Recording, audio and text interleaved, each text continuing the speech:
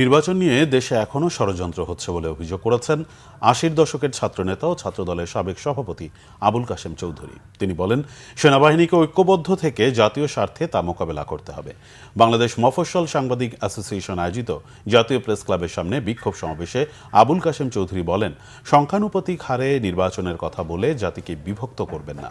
৫ August সেনাবাহিনী ভূমিকা রাখায় গণ অভ্যুত্থান সম্ভব হয়েছে বলেও মন্তব্য তার।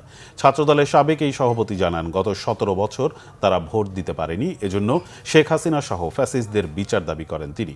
জুলাই গণ অভ্যুত্থানে ১৫০০ মানুষ হত্যার বিচারের আহ্বান জানিয়ে তিনি বলেন, নির্বাচিত হওয়ার পরও তা অব্যাহত রাখতে হবে। আবুল কাশেম চৌধুরী বলেন, আওয়ামী ফ্যাসিস্ট আমলে সাগর রুনি সহ অনেক সাংবাদিককে হত্যা করা হয়েছে। শহীদ ৬৭ জন সাংবাদিকের পুনর্বাসনের যথাযথ ব্যবস্থা নিতে আহ্বানও জানান তিনি। বলেন, গণমাধ্যমকে আধিপত্যবাদের বিরুদ্ধে রুখে দাঁড়াতে হবে।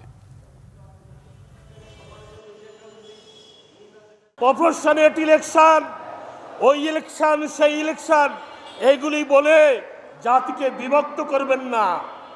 আমরা যেইভাবে ভোট দিতাম ওইভাবে ভোট দিব। এই ভোট গত ৭০ বছর হাসিনা বন্ধ করে রেখেছে।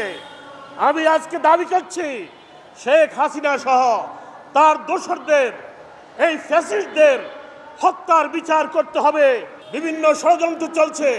আমি বলবো, আমাদের সেনাবাহিনীকে ঐক্যবদ্ধ থাকতে হবে এবং জাতীয় স্বার্থে সেনাবাহিনীকে ভূমিকা রাখতে হবে।